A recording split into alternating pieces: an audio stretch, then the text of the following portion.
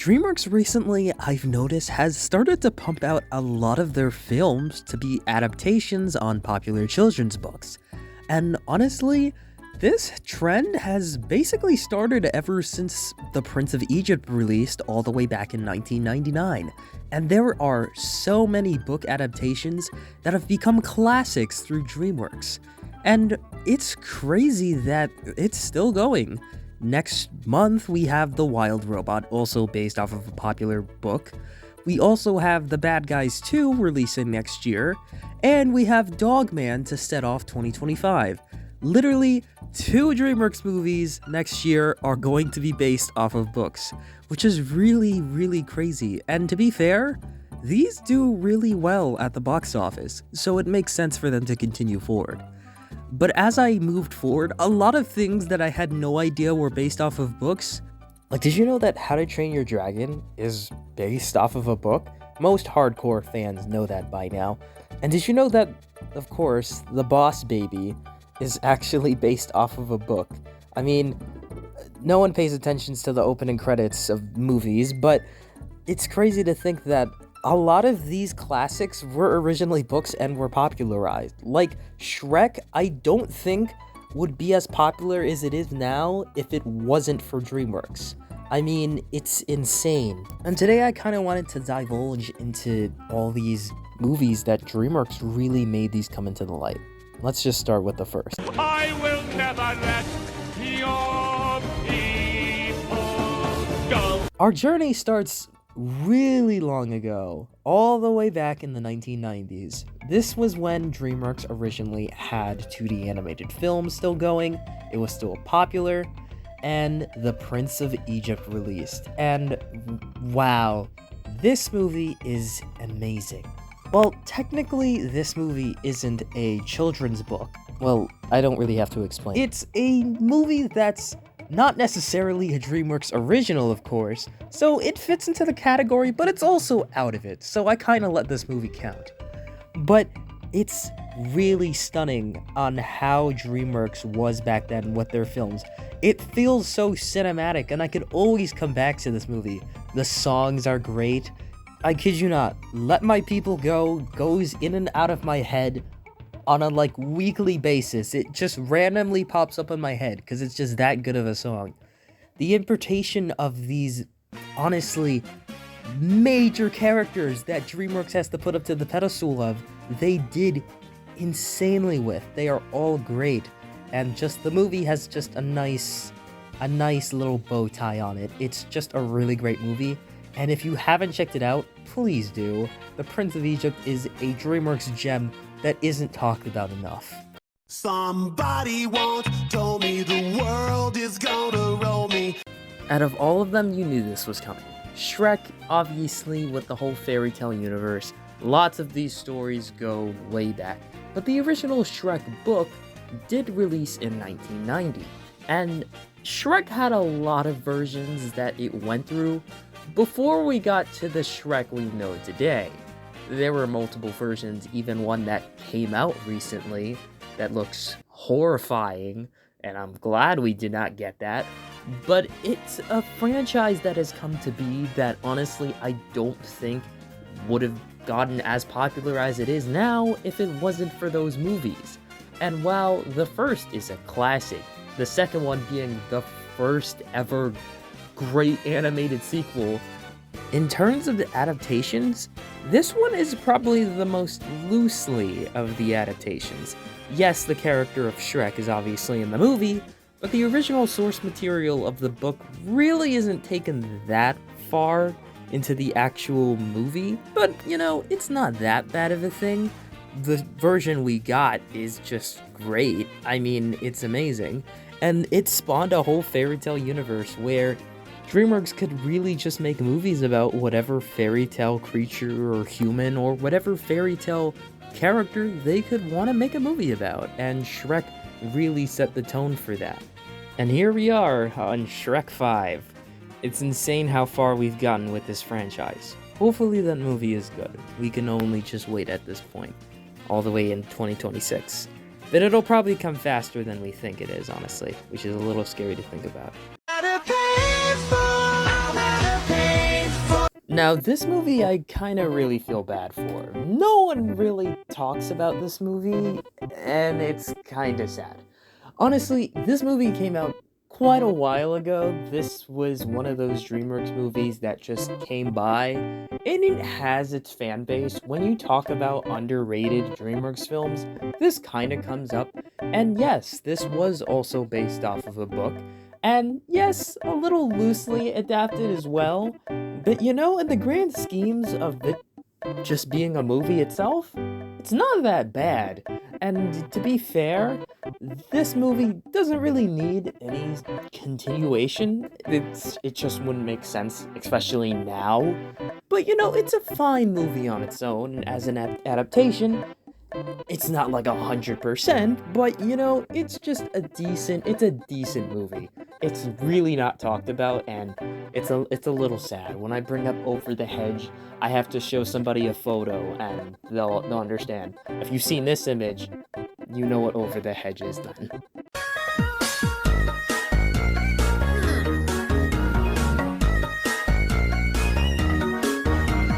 How to Train Your Dragon. Now, this one, actually, I personally had no idea this was originally a book series until after the third movie.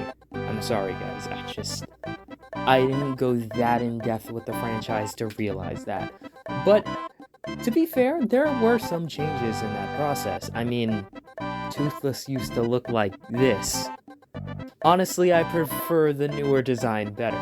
But I think that this interpretation of the franchise really elevated it to its status. Well, and it's crazy that the movie franchise was also conceding with the book franchise. Now, they weren't really intertwining with their stories necessarily, but I would say that it's actually pretty nice to see a franchise, continue as the movies are going on. And the book franchise at least, concluded in 2015, and now the franchise is kind of on hiatus. And what I mean by this is that we have that live action film that's coming out next year. I keep forgetting about it, that it's coming out. But this movie is specifically taking inspiration from the original book. Like, more in line of things that happen in the book that the original DreamWorks movies didn't really go into. Which I think that will make the movie stand out in the crowd of, live action remakes. So that we will actually get like a pretty accurate, 100% accurate representation of that book, which will be interesting to see. Well, not crazy, but there are some changes that, would be cool to see in a live action film. Just don't mess up the dragons, please, I'm begging you.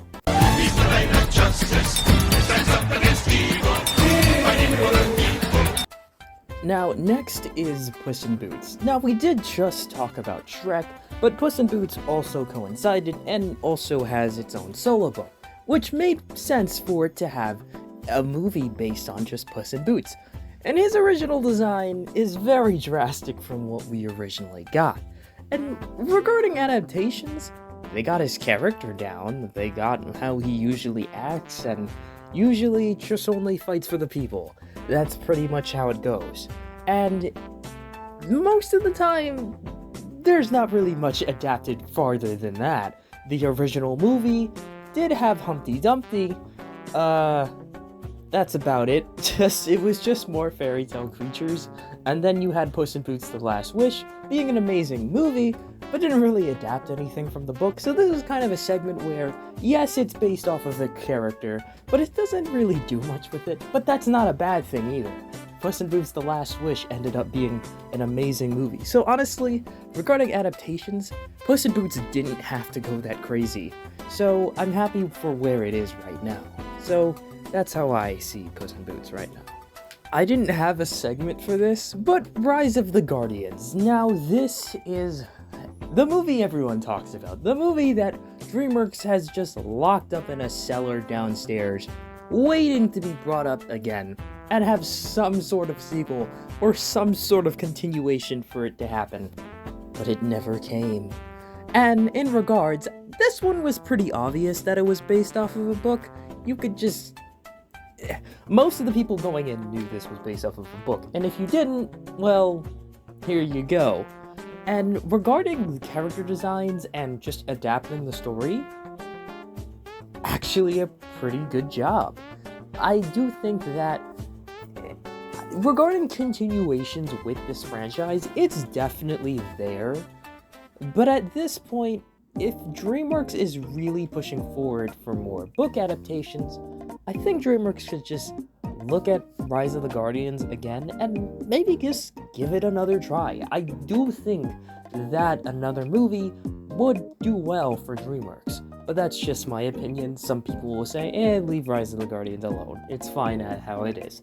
Which, may be true, because, if you ever give a franchise that has been dormant for a while to Peacock, if you give it to Peacock, I don't want it. Period.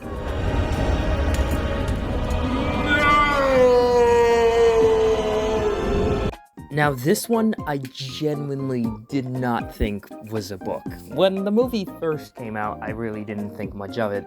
There were a lot of movies I just didn't think were actually based off of books. They were just DreamWorks movies. That makes me realize that, I didn't read a lot. Anyways, The Boss Baby was, yes, originally a book, and honestly, I am surprised that DreamWorks was able to stretch this story into an hour-and-a-half feature-length film that did extremely well, Jesus Christ. And kudos to them for being able to do that, because it's a very simple plot at that, and for them being able to stretch it to that length, as an adaptation, it's not that bad. As a movie, not really that great. But the franchise is just something we all have to accept exists and will continue to exist for quite a while. And you know what? I guess that's fine. As long as it's printing money for DreamWorks, that's how it's gonna be going on from now on. But as an adaptation, actually pretty decent. But as a movie, not really that great. Are you worried about impending doom? Will evil villains catch up with gloom? Probably the most excited one to talk about, Captain Underpants, the first epic movie. In regards for adaptations, this might be one of the best ones. They took the source material straight out of the comic books, and it's just done so well. You would think that the potty humor of the original books would be toned down for this film, and that was the complete opposite. It feels so much at home with the original books that it's just so well done. It really takes you back to those earlier years in elementary school, and I will say that the art style is really well done here. The story, picking one of the more other books in the series, but still done really well. Professor Poopy Pants was actually a really good villain for, a Captain Underpants movie, of course. But it's kinda sad to see that the movie didn't do as great as many people thought it was going to do. I mean, just June 2017 was just a really crowded month.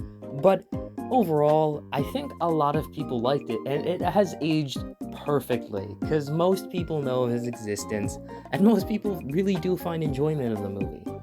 And, its future really depends on a certain other movie that we'll get to in just a bit.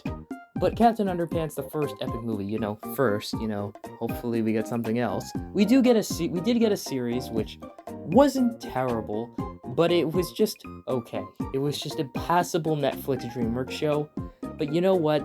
I think Captain Underpants, the first epic movie, might be one of their best adaptations. It's called Furry. Okay, that last bit was a bit of a joke, but The Bad Guys. The Bad Guys is actually a film that a lot of people really do enjoy. And this one I didn't know of the book series beforehand. And yes, there was a lot of changes regards into design, because, bringing this into 3D animation would be a bit of a challenge. But the artistic style of this film is actually done really well. It does kind of fall into the more stylized animation. It's fluent, and a lot of the scenes just really pop in certain sequences. Like when we're first revealed of who the Crimson Paw is, that was a really well done sequence. Like there were people like gasping in my theater about just how fluent it was. I'm not joking. But the Bad Guys itself, regards to its plot comparing to the book, actually a well done adaptation. I will say that there are plot points from the book that do kind of correlate, with the characters at least, with the movie.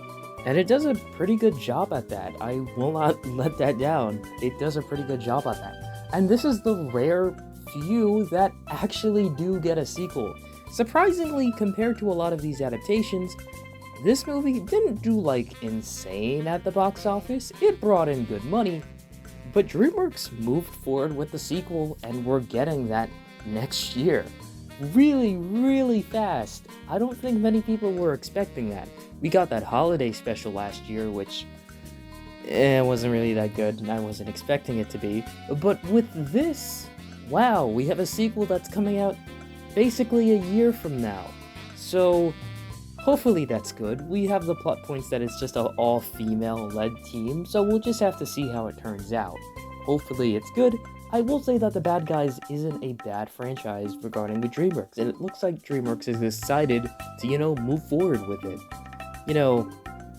Aside from all the art and, fan art that just goes around with this movie, we don't gotta talk about it. It's like DreamWorks' Zootopia regarding its fan base. I also didn't have a segment for this one, but Orion and the Dark.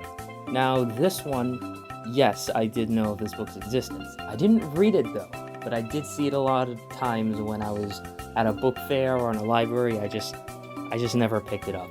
But coming to this movie, it was surprisingly moved to Netflix. I just guess they didn't really have faith in this. This is one of the more less popular. Yes, it has that recognition, but it's not as popular as like Captain Underpants or The Bad Guys. But it's there. People know of its existence.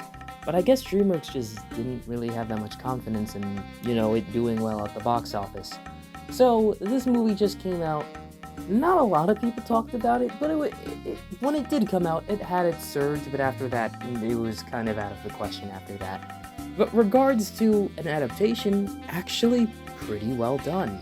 I will say that its story and plot points and characters are pretty done well, and, the characters side by side with the book aren't that drastic, I'll say, and the movie just does a good job with the adaptation part, but as a movie, it was doing so well, and so many people can tell you this by watching the movie. The movie falls apart in the final act. I still can't wrap my head around this, but the movie just falls apart. Like, the whole movie comes apart, and you're just like, what just happened? And you really have to watch the movie to understand. I really can't explain the movie, because then that's just an entire different, video in itself. Oh wait, I did do a video on that. Maybe go check that out, just a little recommendation. But it really does fall apart. I really don't know if that was intentional or what was going on, but the film itself was okay. It went from being good to just okay, because it was just so weird with that. I don't think we'll see a continuation of Orion in the Dark with DreamWorks, but, as an adaptation, it's not that bad. As a movie, yeah, but it's fine. It's not terrible, but, it's just okay. And releasing later this year, well, next month, we're basically almost a month away from this film releasing, we have The Wild Robot. Now, this one, I also did know of this book series' existence. This, based on the first trailer that we got for the movie, a lot of people were super hyped for it, but there was that looming factor of the people that have read the book that knew the animals were eventually gonna speak, and that's what we got in the second trailer. Although I didn't watch it because DreamWorks keeps up with the trend of, just spoiling the entire movie, this I haven't read the book. I haven't read the book either. I just know of its existence beforehand. And I will say the art style is done really, really well. Like, the whole presence and stylistic choice of this film is just beautiful. Most of the shots just look like a painting. And I really cannot wait for this film. this is the movie that's gonna really do well for DreamWorks. In terms of critically acclaim, I think it's gonna do well. I do know that maybe this movie will do well at the box office. You know, it's kind of up in the air. Book adaptations have never skyrocketed to like the billion mark for DreamWorks. But, well, if you consider Shrek 2, then maybe. But I will say that in regards to like the first movie adaptations, they don't really go that far, but I do think this movie will do fairly well and may even get an Oscar nomination. We'll just have to see. But The Wild Robot, that's really all I have for it, because obviously it hasn't come out yet, but I am really, really excited for it. And lastly, the Dogman movie. This movie I've been talking about a pretty damn long time, and it's finally coming through fruition, and we have this art from that got not necessarily leaked, it just dropped. The art book is eventually coming out, and wow, the stylistic choice for this, again, straight out of the books from Dogman. And I think that, again, Dave Pilkey is at the helm working on this film, and I'm glad this movie is coming to fruition. Maybe this will just uplift this movie and Captain Underpants, because Dogman did get really big. And it's like, most of these books had a pretty long time before they got a movie, but Dogman, you know, had a period of time, but it just blew up. And I do think that this movie will do fairly well for its name recognition, and I don't think there's much competition in January of 2025, so I think the movie will be fine. Although, casting choices, I'm a little, it's up in the air. We don't know if Dogman's gonna talk or not, but we did get we just know one actor's in the movie, just so far. We just know that Pete Davidson is gonna be in the movie. My guess is it's going to be Petey. A lot of people have been throwing that around, and that actually kind of would make sense, and I think that would work. As for other characters, we really just don't know. I do think that we may get a trailer for Dogman probably next month, because, the ad campaign has to start with, it coming out in January. Most of the ad campaigns for December and January movies should start around September, October. But time will only tell. And this is also a really hyped book adaptation that I feel like will do really, really well. But those are all the book adaptations from DreamWorks. In terms of, the movie's landscape, there are other things that have been taken from books that have also gone to the small screens with Netflix and, other streaming platforms. But that's my thoughts on these films. What's your favorite book adaptation from DreamWorks? Let me know down in the comments. I'm now realizing how long this video actually went on. I had no idea DreamWorks just had so many book adaptations previously. But that's all for me, and thanks for watching.